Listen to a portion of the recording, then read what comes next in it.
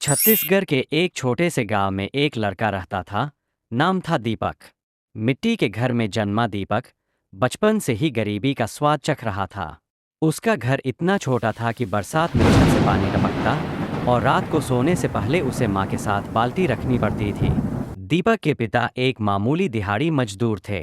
रोज कुएं से पानी लाना, लकड़ी बटोरना और फिर खेत में काम करना, यही उनकी दिनचर्या थी। माँ घर संभालती और 2 वक्त की रोटी किसी तरह जुटाती।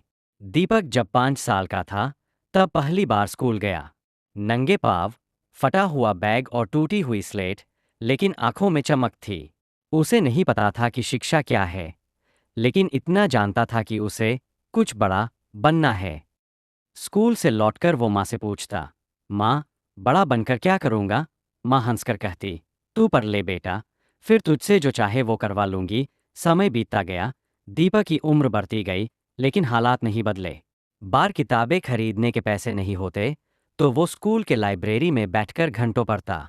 स्कूल के मास्टर जी ने उसकी लगन देखकर कहा, ये लड़का एक दिन नाम करेगा। 10वीं में दीपक ने जिले में दूसरा स्थान पाया। गांव वालों ने पहली बार उसे गंभीरता से लिया।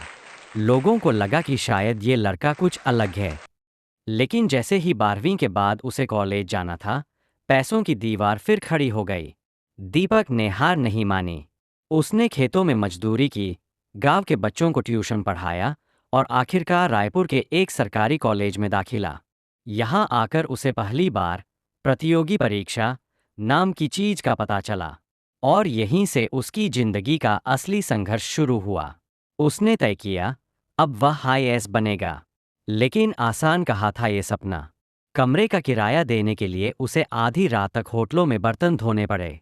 कोचिंग के पैसे नहीं थे तो यूट्यूब से पढ़ाई की। उसके पास स्मार्टफोन नहीं था तो वह दोस्तों से मांग कर वीडियो देखा करता। 3 साल तक वह अकेले एक कमरे में गरीबी, भूख और थकान से लड़ता रहा, बस एक सपना लेकर। कई बार ऐसा हुआ कि पेट भर खाना नहीं मिला, लेकिन वो खुद से एक वादा करता, आज भूखी नींद सही, लेकिन कल ये मेहनत देश की सेवा बनेगी। पहली बार में वह यूपीएससी प्रीलिम्स में ही बाहर हो गया। दूसरी बार में वह इंटरव्यू तक पहुंचा लेकिन चयन नहीं हुआ। तीसरी बार में उसे ऑल इंडिया रैंक 56 मिली। गांव में जब यह खबर पहुंची तो पूरा गांव जश्न में डूब गया। जिस लड़के को कभी किसी ने चप्पल देने लायक नहीं समझा, वह प्रशासन की ताकत बन चुका था। लेकिन कहानी यही खत्म नहीं होती। आईएएस बनने के बाद दीपक ने सबस गांव में स्कूल और पुस्तकालय नींव रखी। हर रविवार को वह खुद बच्चों को पढ़ाता। उसने कहा, मैं एक झोपड़ी में पला बड़ा हूँ, लेकिन मेरे सपनों की कोई दीवार नहीं थी। मैं चाहता हूँ कि कोई बच्चा इसलिए न रुक जाए क्योंकि उसके पास किताबें नहीं है। धीरे धीरे उसके कार्यों की चर्चा पूरे राज्य में होने लगी। शासन ने उसे शिक्षा सुधार परियोजनाओं का नेतृत्व सौंपा और 5 साल में उसने सैकड़ों गांवों में स्कूल और छात्रावास बनवाए।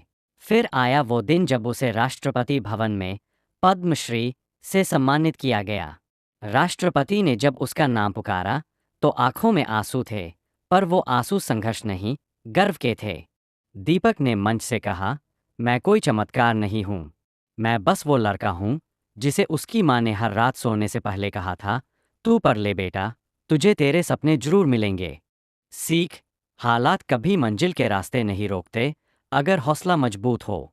सपने चाहे छोटे घरों में जन्म लें, उनकी ऊंचाई आकाश छू सकती है।